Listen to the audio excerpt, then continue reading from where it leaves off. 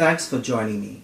I'm Dr. Ruhan Jawala, and I've made a commitment to share a short summary of a lecture or presentation I have done over the last 25 years. Please feel free to like, share, or subscribe to this channel. This week's topic will focus on making a case for investing in early childhood education. Many governments today have failed to invest adequately in early childhood education. And in many situations, when funding is allocated, there is no plan put in place for the longevity of programs. Recently in England, there was a substantial cut in funding for early childhood centres that had such promise of improving the lives of many. In many cases, early childhood education has become a hot topic for many politicians during election periods. However, based on initial costs of funding for early childhood education and care, many promises made during election times are never fulfilled. Notwithstanding broken promises, investing in early childhood education and care is an effective strategy of reducing social costs. President Obama made this point in his budget proposal in 2013. He outlined the importance of early childhood education as seen in this quote. And I agree, education starts with the youngest. Based on time, I will only be able to highlight one project that highlights the positive outcomes for investing in high-quality early childhood education.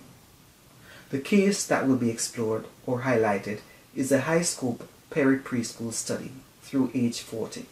This was a longitudinal study. In this project, a group of researchers identified a sample of 123 low-income students who were assumed to be at risk of failing schools. Of the 123, 58 received a high-quality preschool program and the other 65 did not. There is an ethical issue here for me with the 58 not receiving high-quality preschool. However, this will be for another presentation. Over 4 decades, data was collected. The aims of the research were to 1.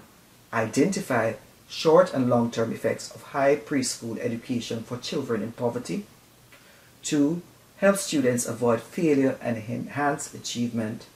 And 3. Collect longitudinal data to evaluate the impact of the high-scope preschool project. Some of the main findings from the research were: the Perry Preschool participants had overall fewer arrests for various crimes than the other group who were not engaged in the program.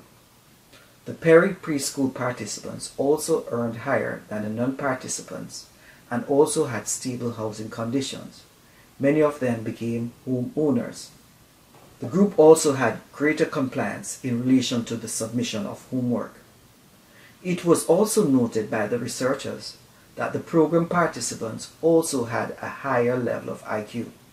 Another point to note is that the program participants had better health outcomes and also had more stable relationships with families and with their children.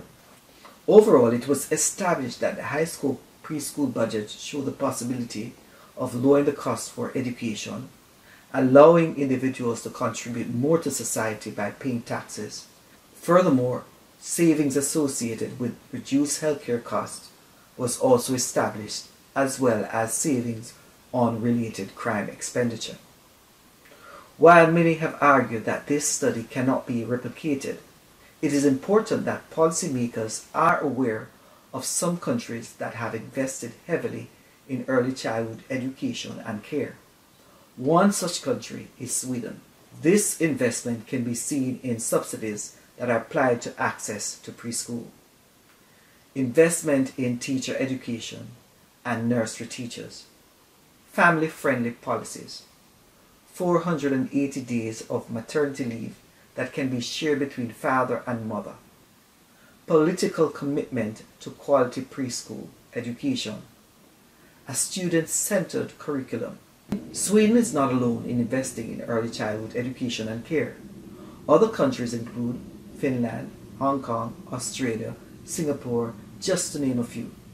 All of these countries have what can be considered as the best education system, which includes a quality program for children. In concluding, high quality education and care programs afford students who are at risk with opportunities to succeed. In addition, these programs provide parents with the resources needed to assist their child's development. Quality education programs promote health. They can save money by reducing the need for more expensive intervention later in life.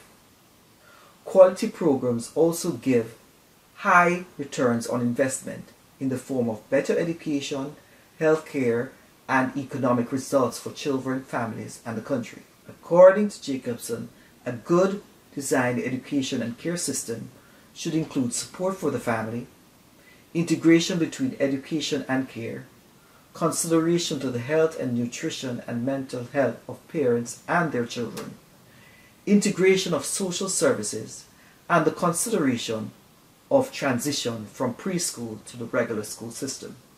My final thought: early childhood development is seen as one of the most cost-efficient investments in human capital, which leads to a country's sustainable development. Thanks for watching this short presentation. Please like, subscribe, and share this presentation.